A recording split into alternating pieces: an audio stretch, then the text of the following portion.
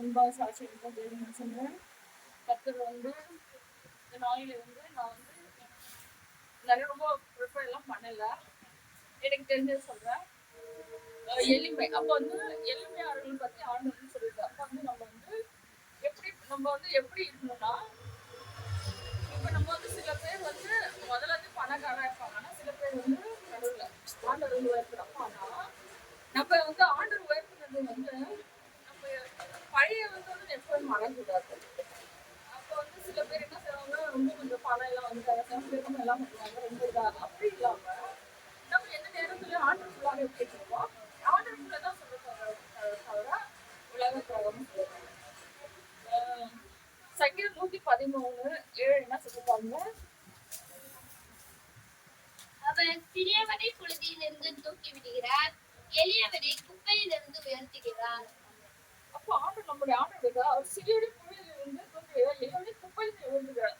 அப்போ வந்து எளியவனை குப்பையிலிருந்து உயர்த்துகிறார். ஆண்டவருடைய கண்கள் எப்படி இருக்குன்னா, அவரை நோக்கி பார்க்கு எளியவனை. அப்ப வந்து எளியவன்னா இப்ப வந்து ஒரு ஏழை இருக்கிறான்னா ஆண்டவர் நினைக்கலாம்னு ஆரம்பிச்சும் அவங்க உயர்த்த மாட்டாரு. ஆனா இப்ப நான் எனக்கு கஷ்டப்பா இருக்கு, எனக்கு உதவி இல்லை, ஆனாலும் நான் ஆண்டவர் நோக்கி போது ஆண்டவர் என்ன செய்யறாரு வந்து எனக்கு வந்து 2 வருஷத்துக்கு முன்னால இந்த வசனம் வந்தது. எப்படி இது வாக்குத்தமா வந்தது. அப்போ நான் நினைச்சேன் எலியோட குப்பையிலிருந்து உயர்த்துக்கிறாரு என்ன. ஆனா அதுக்கப்புறம் தான் ஓகே, ஆண்டவர் நம்மள வந்து நம்ம ஒண்ணுமே இல்லாத இருக்கும் போது நம்ம என்ன செய்யற, ஆண்டவர் என்ன செய்யறாரா, சிறுனை புழுதிலிருந்து தூக்குறார், எலியோட குப்பையிலிருந்து உயர்த்துறார். அப்ப வந்து ஒண்ணுமே இல்லை, நீ வேஸ்ட்னு சொல்றாங்க. அப்படிப்பட்டவங்க ஆண்டவர் என்ன செய்யறாரு, உயர்த்துறாரு. அப்ப வந்து இந்த உலகம் நம்மள சொன்னா கூட பரவாயில்ல, ஆனா ஆண்டவர் நம்மள என்ன செய்யறாரு, உயர்த்துற தேவனா இருக்கிறார். அடுத்து வந்து 1 சாமுவேல் 2:8 சொல்லி பாருங்க. 1 சாமுவேல் 2:8. அவர் சிறியவனை புழுதியிலிருந்து எடுத்து எளியவனை குப்பையிலிருந்து உயர்த்துகிறார். அவர்களை பிரபுக்களோடு உட்காரவும் மகிமையுள்ள சிங்காசனத்தை சுதந்தரிக்கவும் பண்ணுகிறார். பாருங்க எவ்வளவு ஆசீர்வாதம் பண்ணிட்டாங்க ஆண்டோடைய வசனம் கர்த்தர். அப்ப வந்து நம்முடைய ஆண்டவர் வந்து நம்மள வந்து உயர்த்துறது மாத்திரம் இல்ல, நம்ம என்ன செய்யறாரா, அவர் சின்ன பொருள் எடுத்து எழுநூறு குப்பை உயர்த்துகிறார். அவர்களை பிரபுக்களோடு உட்கார்ந்து மகிமையுள்ள சிங்காசனத்தை சுதந்தரிக்கவும் பண்ணுகிறார். பூமியின் அஸ்திபாரத்தை கர்த்தருடையதால் அவரை அவர்களை சக்கரத்தை வைக்கிறார்.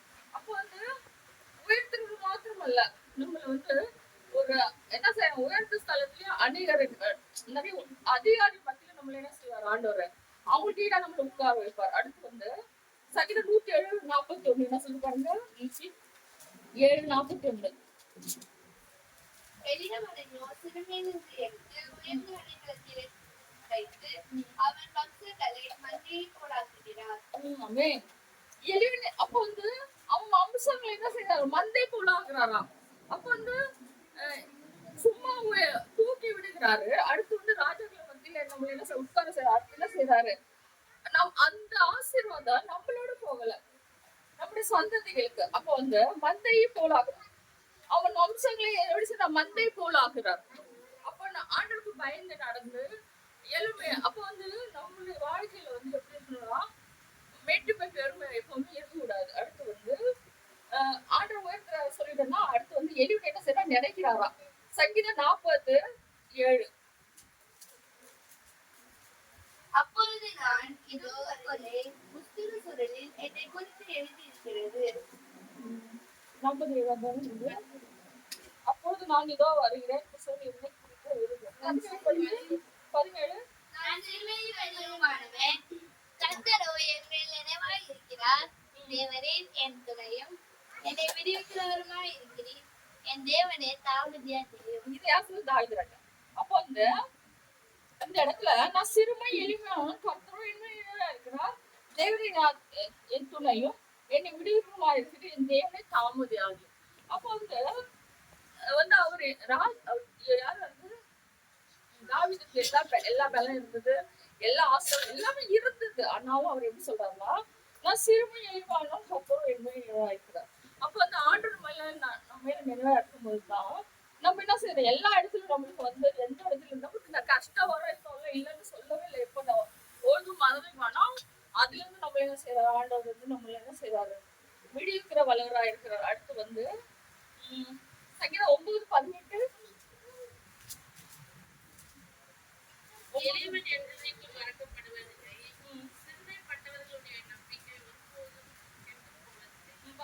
எளியவனை என்றென்றைக்கும் மறக்கப்படதில்லையா. அப்ப வந்து என்றென்றைக்கும்னா ஆண்டோடைய வார்த்தை எப்படி இருக்குன்னா, என்றென்றைக்கும்னா நம்ம இந்த உலகத்துல இருக்கிற வரைக்கும் என்ன அவர் என்ன செய்ய அவரால் நம்ம என்ன மறக்கப்பட மாட்டோம். அப்ப எளியவனை என்றென்றைக்கும் மறக்கப்படுதில்லை. சிறுவர்களுடைய நம்பிக்கை ஒரு வந்து எளியவனை என்ன ஆண்டு என்ன செய்யறாரு, ஃபர்ஸ்ட் என்ன சொன்ன உயர்த்துறாரு சொல்ல, அடுத்து நினைக்கிறார் சொல்ல, அதை வந்து வச்சுக்கிறார். யோபு 5:15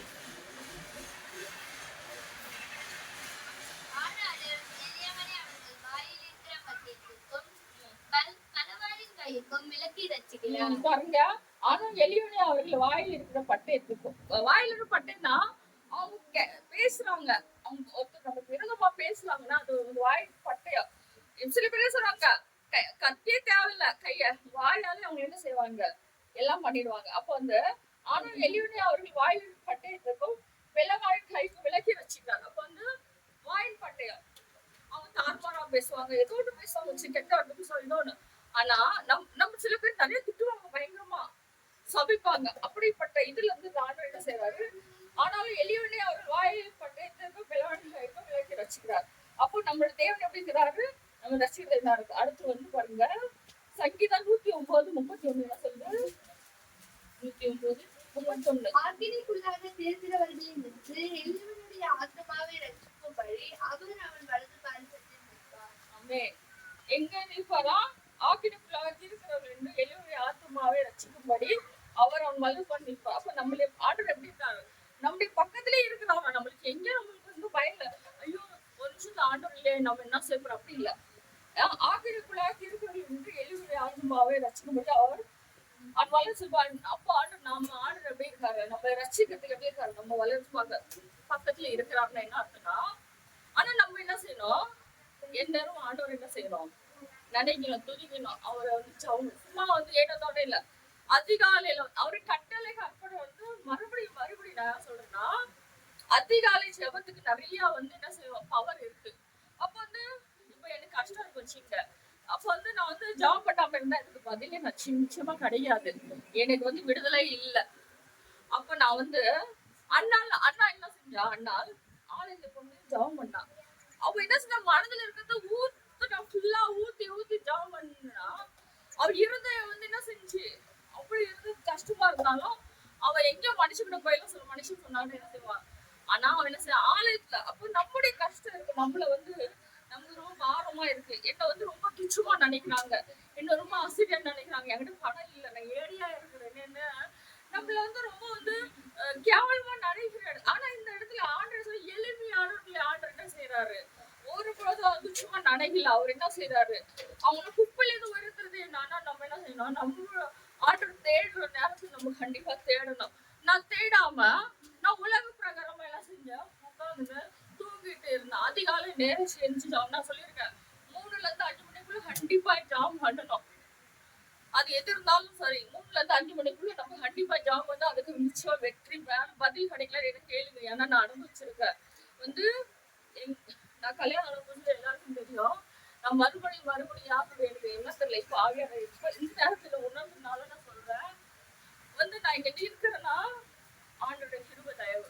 நான் எப்பவுமே போயிருப்பேன், எனக்கு வந்து சாவு வந்தது, ஆனாலும் ஆண்டவர் அதுல இருந்து என்ன காப்பாத்தினாரு.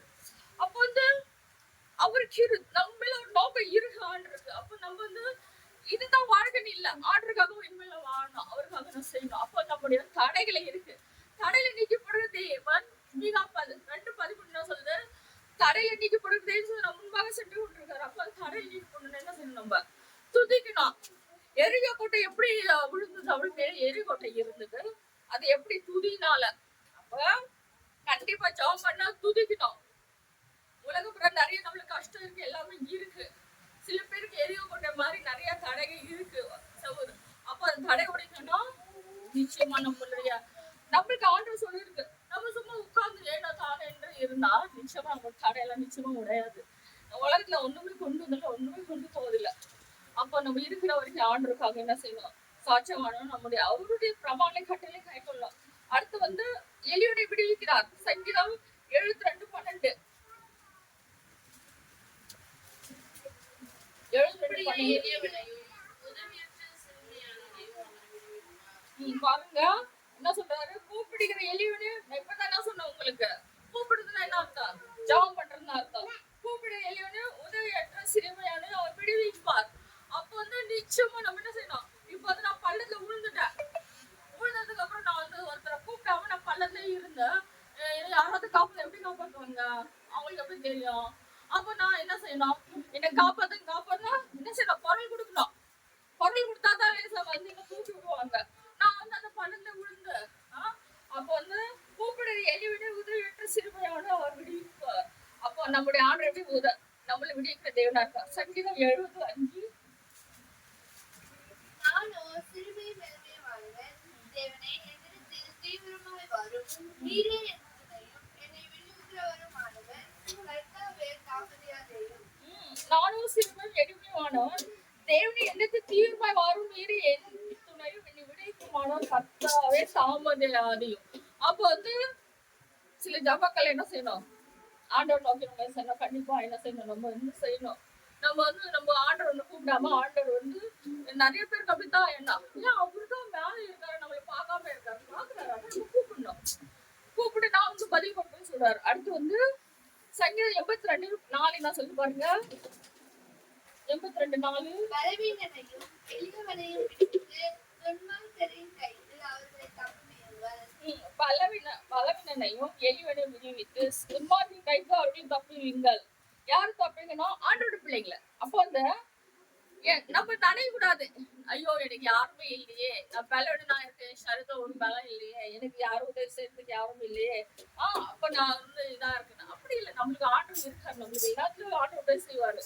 நம்மள வந்து ஒருத்தர் கேவலமா நினைச்சாகணும், ஏசப்பா அவங்கள பாருங்க ஏசப்பா, அவங்க இப்படி நினைக்கிறாங்க ஏசப்பா, நீங்க அவங்க உள்ளது பேசுங்க ஏசப்பா, எனக்கு உதவி செய்ய சொல்லும் போது ஆண்டு நிமிஷம் நம்ம என்ன செய்யறாரு, நம்ம தலையை உயர்த்துற தேவனா இருக்க அவர் ஜீவனுள்ள தேவன். அவர் வாக்கு தத்தத்தில் உண்மையுள்ளது, எனக்கு வாக்குத்தம் கொடுத்துருக்காரா, அந்த வாக்குத்த ஆண்டு நிறைவேற்றது வல்லவரா இருக்கிறாரு. அப்ப வந்து நான் வந்து சாட்சி சொல்லியிருக்கேன்னு தெரியல, எனக்கு திடீர்னு சாட்சி இல்லையா வந்ததுனா நான் தண்ணி ராஜம்மா வீட்டுக்கு ஞாயிற்றுக்கிழமை. அப்போ வந்து அவங்க கல்யாண டைம் நினைக்கிறேன், பொண்ணு பாத்துட்டேன். அப்போ நாங்க போகணும் பாருங்க, நான் வந்து பஸ் ஸ்டாண்ட்ல எப்படி நானும் எங்க வீட்டுல நினைக்கிறோம். அப்புறம் வந்து தூரத்துல இருந்து ஒருத்தர் ஞாயிற்றுக்கிழமை நினைக்கிறேன். அப்போ வந்து தூரத்துல இருந்து ஒருத்தர் வந்து இல்ல என்னை பார்த்து என்ன சொல்றாருன்னா, கர்த்தர் உங்களுக்கு நேசிக்கிறாரு, நீ என்ன செய்ய திருப்தியா சாப்பிட்டு மீதி எடுப்ப, உனக்கு கொடுக்க வைப்பாரு. அப்ப ஆனா எங்க கிட்ட அவ்வளவு இது இல்ல. அப்போ எங்க வீட்டுக்கு சொல்றாரு, உன்னை பார்த்தா பா சொல்றாரு, என்ன பார்த்து சொல்லின்னு சொல்றாரு, வெறும் பொம்பளையை பார்த்துட்டு சொல்லுவாங்கன்னு சொன்னாரு.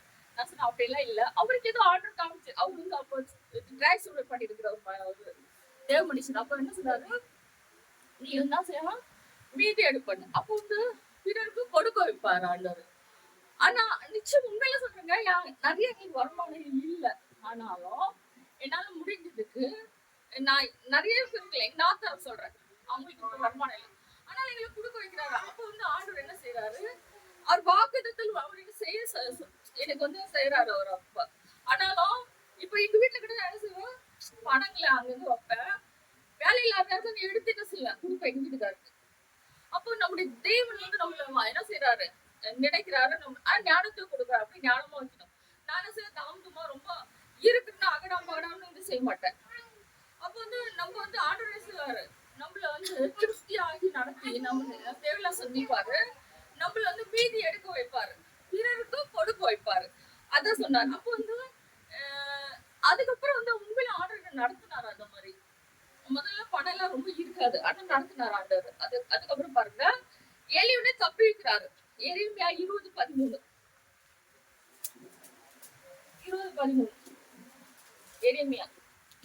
கர்த்தரை பாடுங்கள், கர்த்தரை துதியுங்கள், அவர் எளியவனுடைய ஆத்துமாவை பொல்லாதவர்களின் கைக்கு தப்புவிக்கிறார். பாருங்க, பொல்லாதவர்களின் கைக்கு தப்புறார். அப்ப நம்ம பயப்படணுமா, நம்ம ஆண்டவர் பிள்ளைங்க பயப்படணுமா, எனக்கு விரோதமா எங்க இப்படி நிறைய மனுஷங்க இருக்காங்க, பயப்படணுமா, பயப்பட நிச்சயமா தேவையில்ல. எனக்கு யாரு இருக்காரு, ஆண்டவர் இருக்காரு. எனக்கு உதவி செய்ய யாரு இருக்காரு, ஆண்டவர் இருக்காரு. பொல்லாத அவங்க எப்படி இருக்காங்க, நம்ம குடும்பத்திலே சொல்லுங்களா, நம்மளுக்கு விரோதமா பேசுறோம். சில வீட்டுல இல்ல, இந்த குடும்பம் எந்த குடும்பத்துல யாரும் அப்படின்னா நாத்தனார் மாமியார் குடும்பம் எல்லாம் இல்ல, கண்டிப்பா சொல்ல மாட்டாங்க. ஆனா நிறைய இடத்துல பார்த்துருக்கேன், ரொம்ப கொடுமைப்படுத்த ரொம்ப செய்வாங்க. ஆனா பாருங்க, அந்த இடத்துல வந்து ஆனா சாட்சி கிட்ட போய் கேட்கறேன் வந்து 8 மணிக்கெல்லாம் மெசேஜ் எடுக்கும்போது அவன் கேட்கிறேன் எனக்கு இப்படி இப்படி கொடுமை நினைச்சாடா நான் வந்து ஒரு முன்னாடி தான் கேட்டு நினைக்கிறேன் சாட்சி ஒரு வந்து சகோதரிக்கு வந்து அவங்க மாமியார் ரொம்ப கொடுமைப்படுத்திட்டு இருந்தாங்களாம் அப்ப வந்து அவங்க கொடுமைப்படுத்துனாங்க அவங்க சாப்பாடு கொடுத்தா ரொம்ப கொடுமைப்படுத்திட்டு இருந்தாங்களாம் அப்ப வந்து அவங்க என்ன செஞ்சாங்க ஜபம் பண்ணிட்டு இருந்தாங்க ஜபம் பண்ணி இருக்கும்போது ஆனா அவங்க ரொம்ப தொல்லை கொடுப்பாங்க ஆனாலும் அவங்க வந்து ஒருபோதும் அவங்க மாமியாரை பத்தி குறை சொன்னது இல்லை கண்டிப்பா ஆனா அவங்க என்ன செஞ்சாங்க ஜபம் மட்டும் பண்ணுவாங்க ஆண்டுக்குள்ள இருப்பாங்க அதுக்கப்புறம் பாருங்க அவங்களுக்கு அந்த மாமியாருக்கு கை கால் விழுந்துருச்சு கை கால் விழுந்துச்சுன்னா அந்த மருமக அப்படி சொல்ல உங்களுக்கு என்ன கொடுமைப்படுத்தினே கை கால் நல்லா இருந்துச்சு அப்ப கொடுமைப்படுத்தினே இப்ப நான் உனக்கு கொடுமைப்படுத்தினேன் அப்படி நினைக்கவே இல்லை கண்டிப்பா நினைக்கல அவங்க அவங்க வந்து சொன்ன சாட்சியா சொன்னா மோகன் சீர்லாசனை சொல்றாங்கல்ல அவங்களுடைய வைஃப் சொன்னாங்க சாட்சி அப்ப வந்து அவங்க என்ன சொன்னாங்கன்னா குணப்படுத்தல அந்த பொண்ணு என்ன செஞ்சுன்னா பாத்ரூம்ல இருந்து எல்லாமே அவங்களுக்கு செஞ்சுச்சு அந்த பொண்ணு அதுக்கப்புறம் அந்த மாமியார் வந்து மனம் மாட்டாங்க நான் இதுக்கு இவ்வளவு குணப்படுத்தினேன் அப்பா ஆனாலும் எனக்கு வந்து அதுக்கு வந்து உட்கார்ந்த இடத்துல அவங்க மாமியாருக்கு வந்து இவங்க தான் சாப்பாடு எல்லாம் கொடுக்கணும் ஆனா பாருங்க அவங்க அந்த நினைச்சிருந்தா எல்லாமே செஞ்சிருக்கலாம் அவங்க மருமக ஆனா மருமக அப்படி செய்யல அப்ப ஆண்டர் எப்படி மாத்தினாரு பாருங்க முதலாவது அவங்க மாமியார் ரசிக்கப்பட்டாங்க அடுத்து அவங்க வந்து அவங்களுக்கு சாதகமா இருந்தாங்க அப்ப ஆண்டர் எப்படி இருக்காங்க அவங்க ஆண்டர் பிள்ளையா இருந்ததுனால ஆண்டர் செஞ்சாரு அவங்களை அப்படியே எல்லாமே மாறிடுச்சு அப்போ வந்து ஆண்டருக்குள்ள இருக்கணும் நம்மளுக்கு ஒன்றும் நடந்தது வந்து ஒருபோதும் அந்த மகள் என்ன செய்யல எதுவுமே சொல்லல சகிச்சுன்னு தான் இருந்தாங்களாம் அப்போ ஆண்டவர் என்ன செஞ்சாங்க அவங்கள நிலைமை மாத்தினாங்க அடுத்து வந்து ஆண்டவர் எப்படி சங்கீதம் 140:12 விசாரிக்கிறார் சிறுமையானவனின் வழியையும் எளியவர்களின் நியாயத்தையும் கர்த்தர் விசாரிப்பார் என்று அறிவேன். ஆண்டவர் என்ன செய்றாரு விசாரிக்கிறார் கீழ்ப்படியுமா சிறுமையானவனின் வழியையும் எளியவர்களின் நியாயத்தையும் கர்த்தர் விசாரிப்பார் என்று அறிவேன். ஆண்டவர் என்ன செய்றாரு இப்ப எனக்கு வந்து நியாயம் கிடைக்கல அப்ப ஆண்டவர் என்ன செய்வாரு நிச்சயமா என்ன செய்வாரு நியாயம் கிடைக்க செய்வாரு சிறுமையானவரின் வழக்கையும் எளியவரின் நியாயத்தையும் கர்த்தர் விசாரிப்பார் என்று அறிவேன் அப்ப வந்து எனக்கு நியாயம் கிடைக்கலையே நான் இப்படி உண்மையா இருக்கிறேனே எனக்கு அநியாயம் நடக்குதுன்னு நம்ம ஒருபோதும் கவலைப்படல நம்ம வந்து சூழ்நிலை தேவன் ஆராதிக்கிறோம் நம்ம எந்த வித வந்து அந்நிய தேவையை நம்ம ஆராதிக்கல உண்மையான ஏசப்பாவை நம்ம ஆராதிக்கனால அவர் என்ன செய்யறாரு அவரு கண்கள் என்ன செஞ்சாரு பூமி எங்க சுட்டு அப்ப நம்மள பொருட்படுத்துறத பாக்குறாரா இல்லையா கண்டிப்பா பாக்குறாரு ஆனா அதுக்கு என்ன செய்யணும் நம்ம அவருடைய கட்டளை கற்பனை கை கொள்ளும் போது அதெல்லாம் நடக்கும் அடுத்து பாருங்க எரேமியா 20:13 எரேமியா 20:13